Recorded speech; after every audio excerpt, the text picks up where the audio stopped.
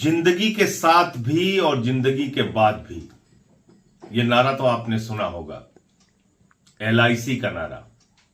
जिस एलआईसी के ऊपर देश के करोड़ों लोगों का भरोसा है, विश्वास है कि अगर हम अपनी गाढ़ी कमाई का पैसा एलआईसी में लगा रहे हैं तो यह हमारी जरूरत पर हमको वापस मिलेगा। लेकिन उस एलआईसी संस्था को देश के प्रधानमंत्री नरेंद्र मोदी ने अपने दोस्त अडानी के लिए कैसे बर्बाद किया, कैसे नष्ट किया, इसकी एक रिपोर्ट वॉशिंगटन पोस्ट नाम के अखबार में आई है।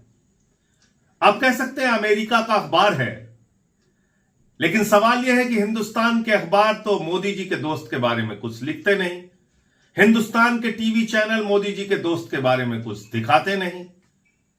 तो कहीं भी अगर खबर छप रही है तो उस खबर की सत्यता क्या है, यह जरूरी है।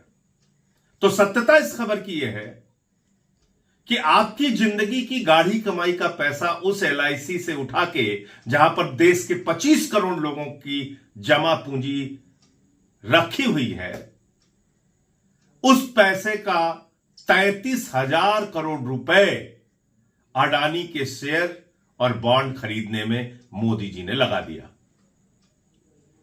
33,000 रुपए नहीं, 3300 करोड़ रुपए भी नहीं, 33,000 करोड़ रुपए।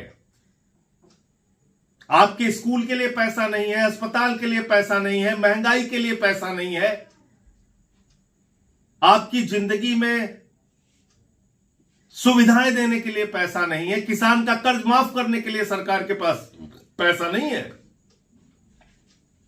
लेकिन अपने दोस्त के लिए सरकार ने खजाना खोल दिया और एलआईसी से कहा हमारा दोस्त डूब रहा है, अडानी डूब रहा है, उसके ऊपर निवेशकों का भरोसा पैदा हो, इसलिए तुम इनके शेयर और बॉन्ड खरीदो।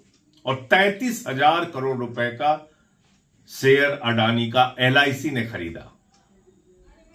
अब आपका भविष्य जिंदगी के साथ और जिंदगी के बाद भी नारा देने वाली एलआईसी से नहीं जुड़ा है, अडानी से जुड़ा है। अडानी डूबेगा, आपका पैसा डूबेगा।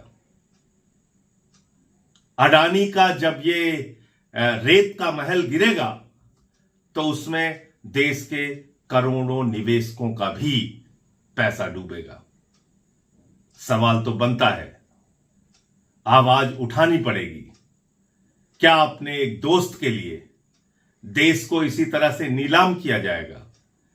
रेल हो, सेल हो, कोयला हो, गैस हो, बिजली हो, पानी हो, समुद्री तट हो, एयरपोर्ट हो, सब कुछ अगर अडानी को दिया जा रहा है तो आप कहां खड़े हैं सरकार की निगाह में?